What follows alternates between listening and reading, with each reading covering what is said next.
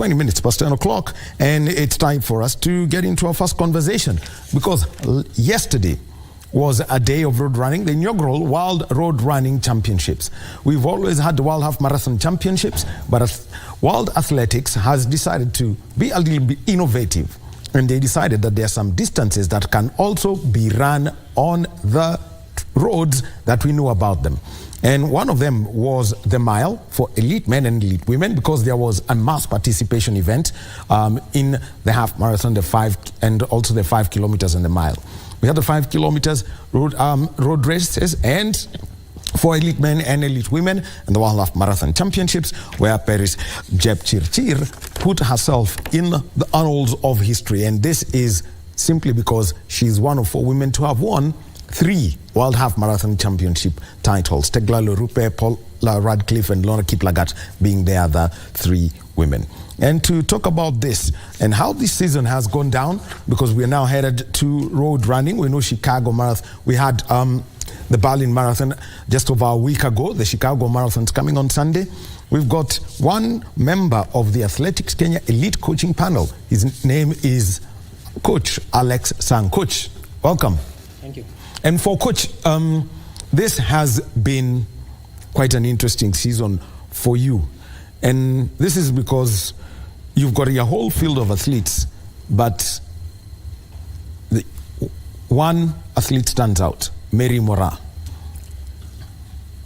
Yeah, we had a very colorful season this time. And in fact, we did it last year for the Commonwealth Games. Yes. But this time around, and we saw that it was possible for her to win a major championship, that's World Championship, and we move all our gears towards the championship, and finally we got it. Let's just take a look at from what happened last year. You come from Eugene, Oregon. Yes. A bronze medal for Mora. Goes on to become the Commonwealth Games champion. Then there is the Diamond League. Then after that, it's taking a rest. What were the learning lessons from 2022 that you took in the mid-season break before you got into 2023? First of all, I could say that we were well prepared for the World Championship last year, which is in Oregon. And at the last eve and the last Diamond League before the championship, we could see that the other 2 girls were strong in the event, and we were ready for real. But only the confidence was not there for Mary Mora. She was graduating from 400 meters 2 years ago, 2 years behind, and it was really a challenge for her to make it. It is first time to be in the World Championship, 800 meters, going up to final, and now there are 2 who have been having a medal in the event. So that was a challenge, and she was tensional, and there finally she won a bronze.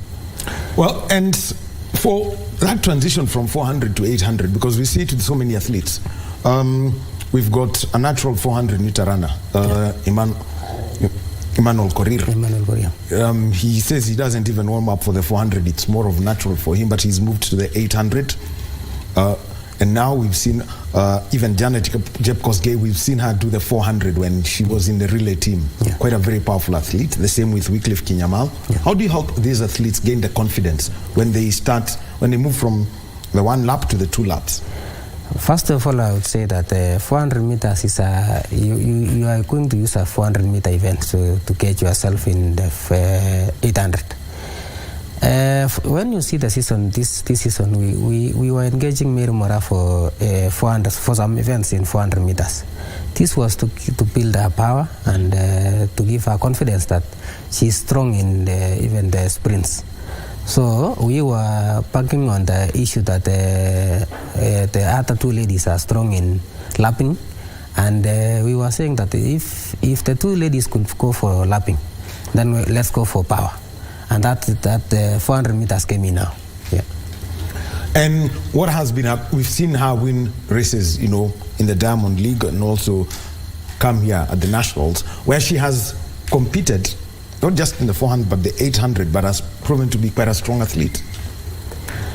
Yeah. And, balancing it such that she doesn't burn out. For sure, this season we did a very good balancing in that there was no more match 400 meters, though there was a bit little match of 800. It was easy for us now to navigate from the 400 meters going to the 800 meters.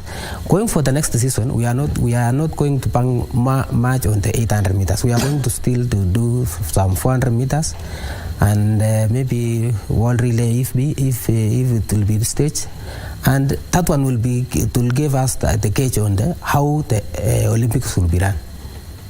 Actually, now because you mentioned the relays, I think on the first day of the first weekend of the championships in Budapest, we were all waiting for one name, Mary Mora, but what was the decision to keep her off the mixed relay team? And there was a probability for that.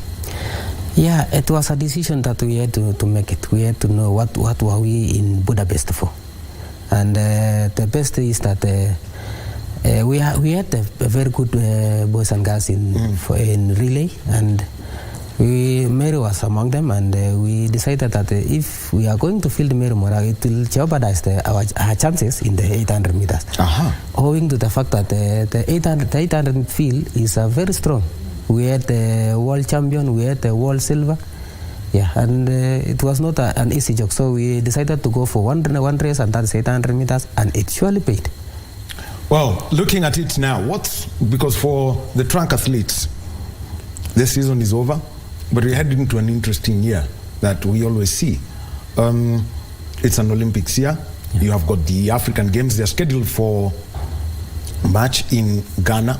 Yeah. There's the World Relays, which is going to give a direction as to how teams qualify for the Olympic Games also. So, and there is also the indoor season that comes for track athletes. What's the plan now? Our plan is that we are going to do for World Relay as well as the World Indoor Championship. And then immediately thereafter, we are going to drop our program so that now we engage a new gear for the Olympic Games. We are going to do a very good races in probably one race in Indo Championship, and then we go for a World Relay. After that one, we are going to start a program now for the Olympic Games. Yeah. Well, quite a story that you've got to see coming in from Mary Mora, from a 400-meter runner and all of that.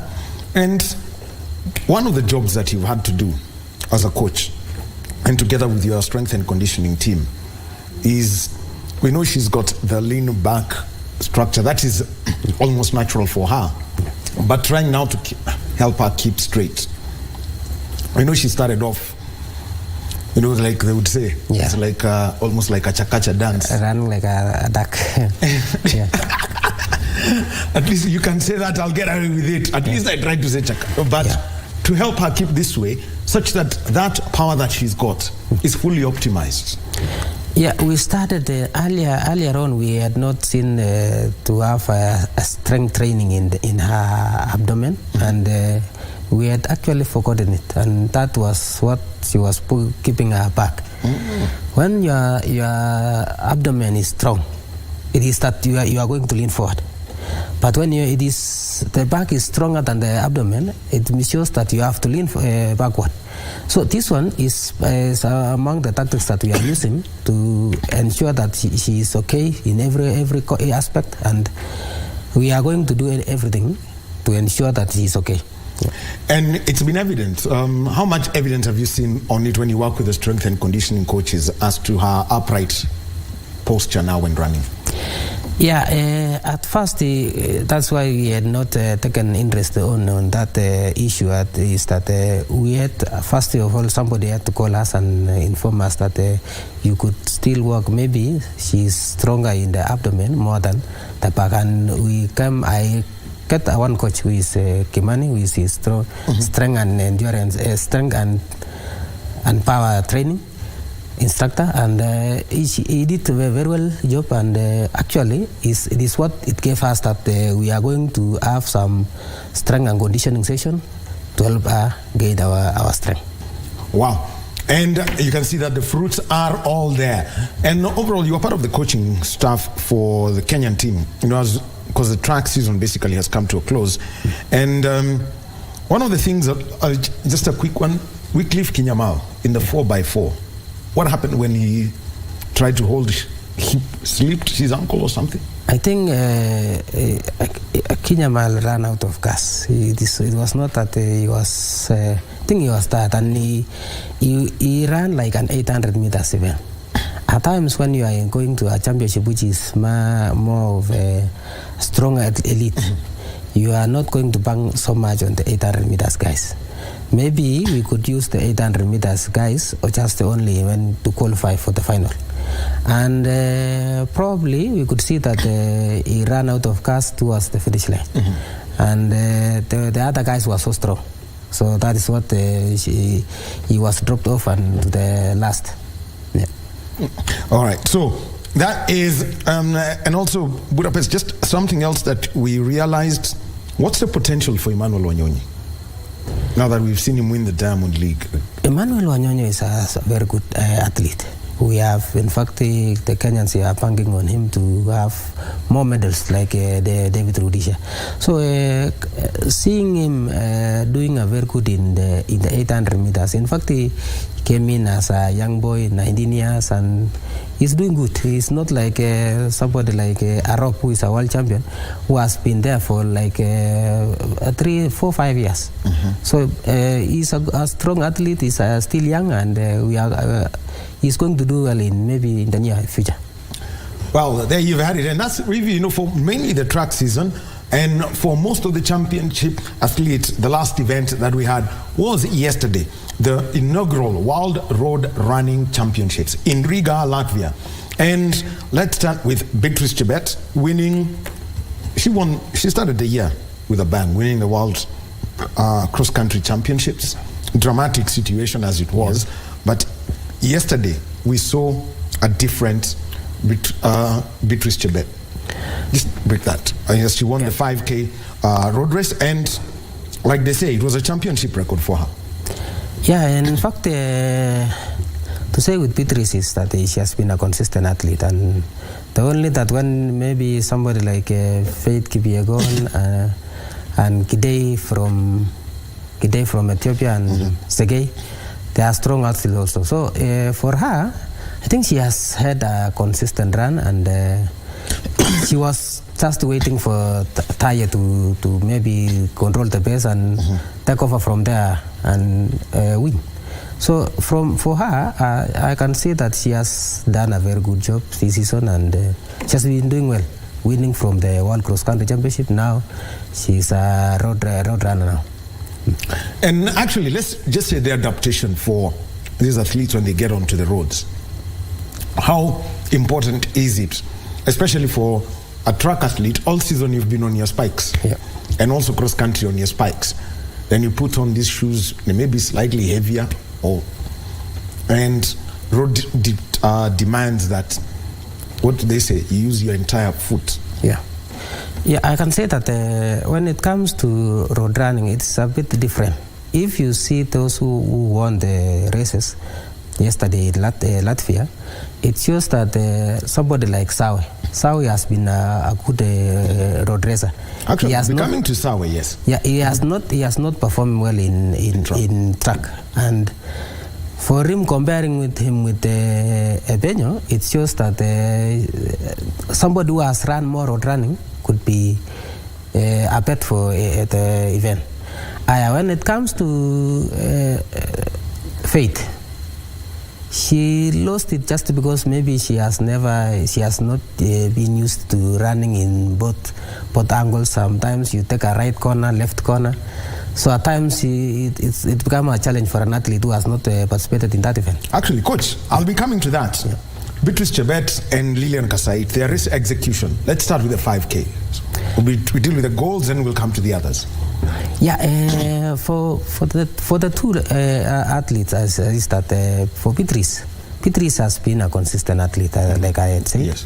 And she was among the strongest, having the best time in the 5,000 meters.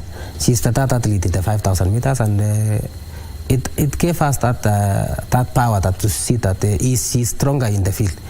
And when it comes to Lillian, she has been there for a long time. She has been in the 5,000 meters. She knows what she has to do to get that medal. And fortunately, she won it. Now, for the athletes, I know for them, this is the end of the season. Yeah. What's the recovery that you give to athletes like these two? Because we know the kind of season that they've had. And we know the next thing they're doing is cross-country around November. Yeah, they've had a very long season. And I want to say that owing to the fact that we have, the next year we have another World Cross-Country Championship, it is going to be a tactical situation to ensure that this season she finished the toppest, and then you have to go now, a very short off season, and then come back again. Yeah. Well, very interesting. Let's talk about the men's 5K. Yeah. We know we're looking at one athlete who's going to come in and make their presence felt in the men's 5,000 meters. Nicholas Kipkorir, we've known him as Nicholas Kimeli for so long, such that even when he goes to Kipkorir, gets lost. But just take a look at how he kept up with Hagos Gebrehiwet and Yomif Kejalcha, who's got all the experience you'd want in the world. Yeah, we had the three guys at 12:42. I think they had the best time this season, the three of them. Yes, on the track. And surely I could say that the other two from Ethiopia were not much engaged in the World Championship. As maybe like somebody like Kipkorir who was in the World Championship, having that in his race, he was trying to balance between the World Championship, having to run a good time, and sure enough, immediately after the World Championship, after the final Diamond League, they had to come back to the road running. Yeah. And looking at it, what's our future in the men's 5,000 meters? Because everyone's asking, when shall we have another one come through? You know, it's almost 20 years? 20 years without a medal. Without a medal? Yeah, for at some the World time. Championships. For some Actually, time. it's now what? 19 years? 19 years. Since Benjamin Limo. Yeah. That is 2005 Helsinki.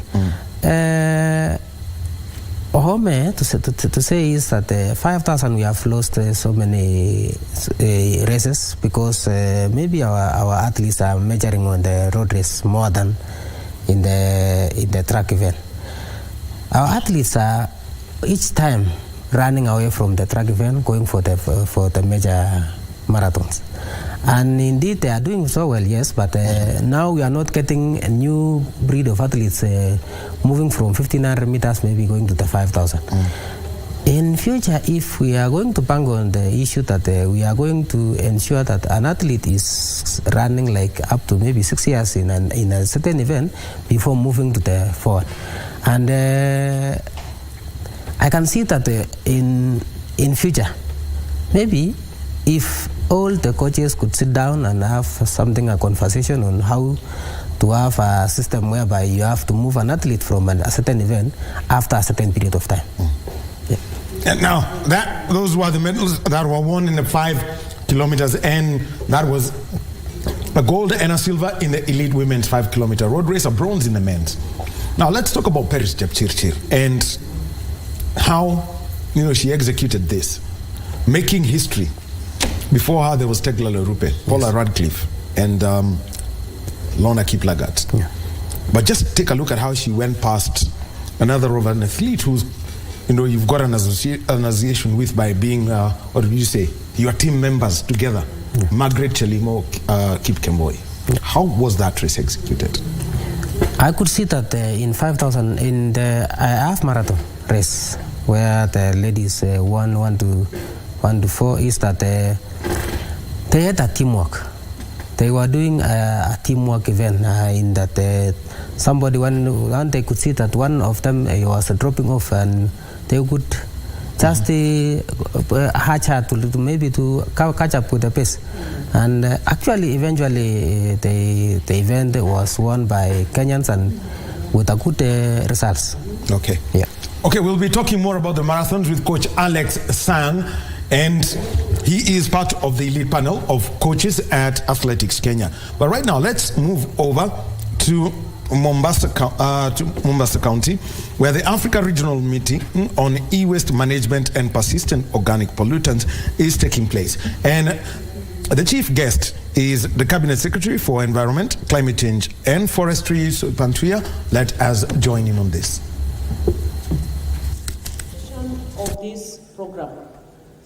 Looking through the program objectives, which include reducing exposure to mercury and the UPOP's pollution at pilot sites, strengthening the institutional capacity to manage and regulate mercury use in artisanal small-scale gold mining, and e-waste in selected countries in Africa, I'm sure that we will not only make progress in ensuring human health, but that of the environment, as well as meeting our obligations as state parties to the Stockholm Convention.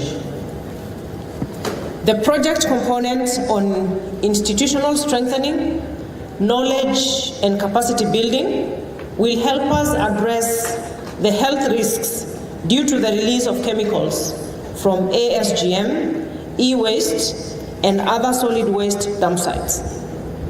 I'm sure we all agree that there is both an inherent capacity and knowledge gap across most of the partner countries who are implementing this program. Whereas we are all free to choose how we implement this first component, some activities aim at reducing the use of and exposure to mercury, while other activities aim at reducing the release of these pollutants. In Kenya, we are solely focusing on e-waste management, and we have made major milestones that are contributing in the promotion of solid waste management.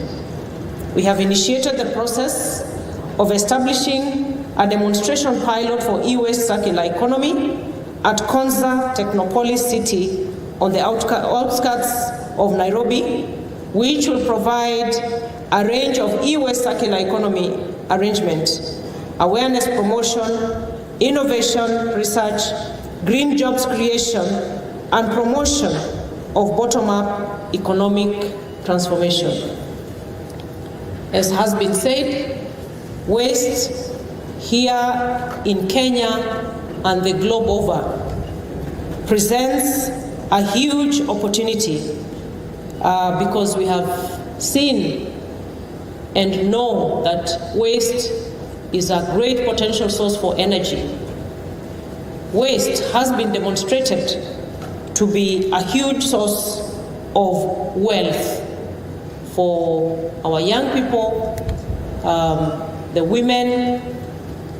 Deputy Governor, we are talking about those dump site communities, for lack of a better word. But we have young people surrounding each and every dump site in this country. And we have an opportunity to turn around the livelihoods of our populations using waste. We have even seen instances and discussions that waste can even be turned into food. So the potential for economic transformation, that untapped potential in Africa is one that I want to say is untapped, it is potent, and we need to take that space. And I'm really happy that as we sit here today, we have a comprehensive mapping of all the stakeholders that need to have this discussion and carry it forward from these boardrooms right into where the action is required. When I see members of private sector here, when I see the county government, we are here as national government, it is encouraging. And of course, our partners, the World Bank, is right here at the table. There is no reason why this should not be achieved. I'm trying to look for the word, for the name of the Dandora of Mombasa. Mwakirungi. and we have been told that Mombasa is churning out 700 tons of waste every single day. It is catastrophic, but then again, it is encouraging that we are here seated on the table with each and every partner that matters, including our Member of Parliament here, because we are talking about the regulations that are necessary.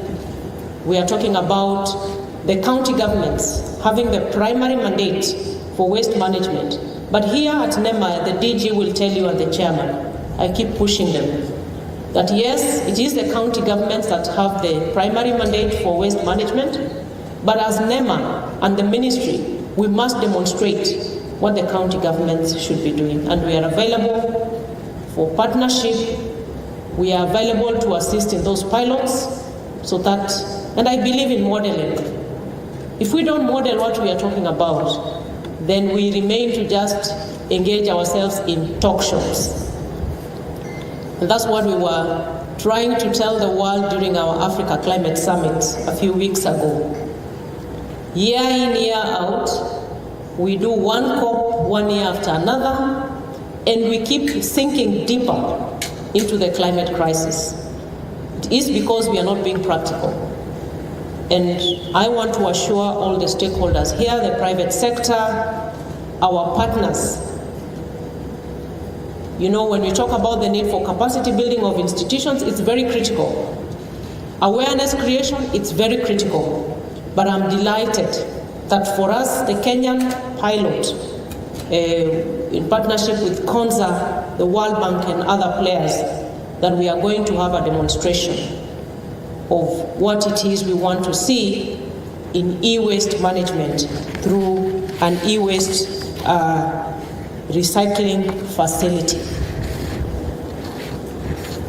Ladies and gentlemen, the component on policy dialogue and regulatory enhancements seeks to support the various government efforts in strengthening current environmental policies and legislations and facilitate implementation to better address the health risks associated with mercury and the UPOPs. In Kenya, we are working on ensuring a holistic circular economy strategy, as well as having our Environment Management and Coordination Act amplify how we manage solid waste sustainably. You can see a gentleman there changing. That is the Cabinet Secretary for Environment, Climate Change and Forestry, Supantuya, who is speaking at Mombasa County, and this is at the African Regional Meeting on e-waste management and persistent organic pollutants. That is why you've mentioned, because e-waste is a huge thing with the advancement of technologies. Where do you dump your computers that you have used? People are moving away from one form of television, one type of television set to another. That's another big challenge. And the other one is these little devices that we all have in our pockets. The moment you get a new one, you want to do away with the other one. Where do you take that? And so people have got to look at that. Anne Muro is our reporter at that event and will keep us updated on it. We continue with our conversation on Sports Check, and it is all about the season, the track, you know, the 2022-2023 season coming to a close. We had the World Road Running Championships in Riga, Latvia yesterday. Kenya, top of the table, 5 gold, 3 silver, and 4 bronze. You know, we've been talking about the 5K women, the men's and the women's half marathon and how it was executed. Now, and we are with Coach Alex Sang, and just to put it, he's not a very famous guy, but we can try and make him famous. Mary Mora's coach. So, Coach Sang, let's now come into the men's half marathon. Yeah. We saw how Simue Benyo, he's done what is known as a podium slam. Yeah. He won it at the World Cross, at the World Championships in Budapest, and now in Riga.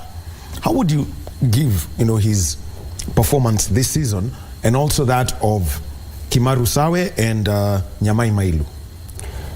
Yeah, for Epenyo, I could say that she started off in a poor start in her 2019 season, 2020, and then 2021, and in 2022 she started now being serious, and she has come of age, and I would see that she is now running a tactical race.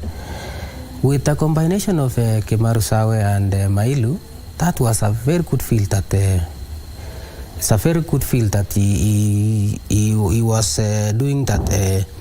Nobody else was stronger in the half marathon, and the field was had maybe the good guys from Ethiopia, the good guys from Uganda, and it gave us that surge to ensure that our athletes are strong.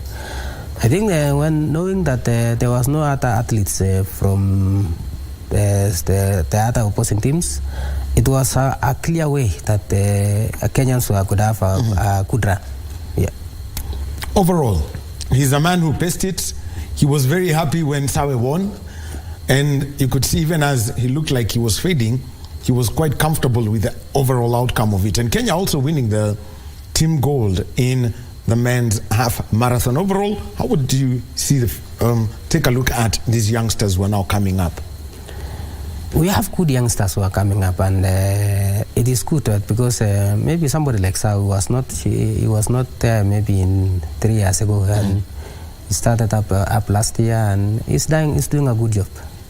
Winning now a world road race, and it is a good thing to show that the Kenyans are full of talents each time. They are coming up with a new athlete each season. It's quite impressive for Kenyans. Okay. Now the event that didn't go so well, Faith Kipyegon was expected to go all out, probably win just one other event in a year where everything's gone so well for her. Breaking 3 world records, she still holds 2. Winning a world championship double in the 1500 meters and the 5000 meters. A bronze for her in this event. What you were mentioning something about how she can adapt to a championship like this, of a road running championship like this, where she was, I think, running for the first time. Yeah, I think this was a new field for Faith Kipyegon, and having run a good time in the track season, running, she has never run anywhere for the. Maybe she has been doing a cross country, which is good.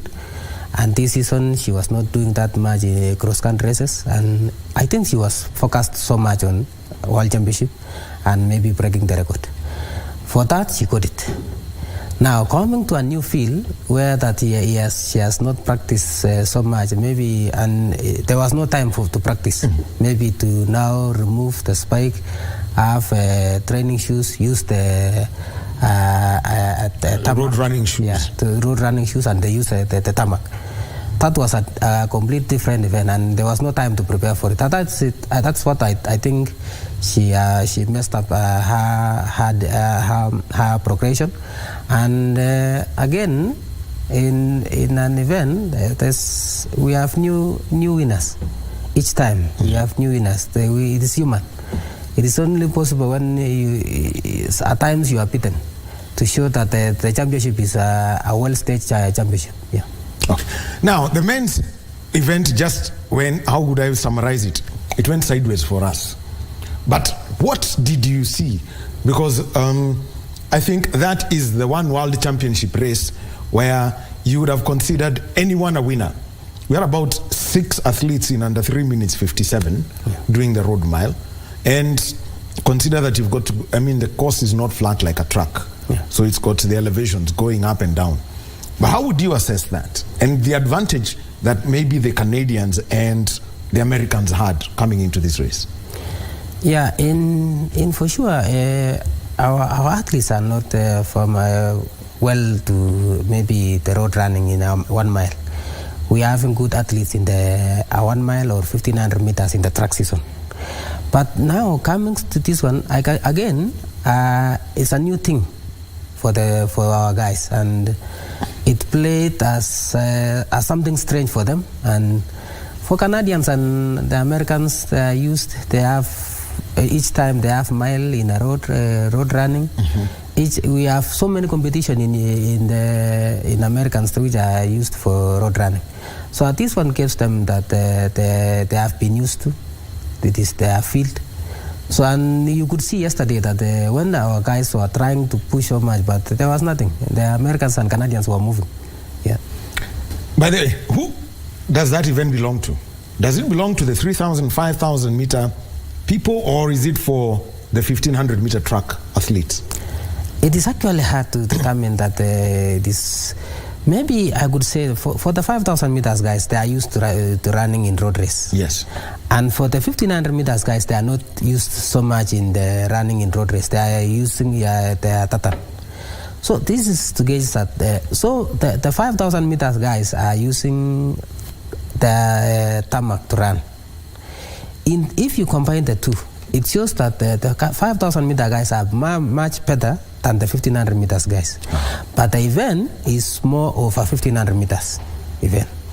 The headache of a coach trying to balance the two.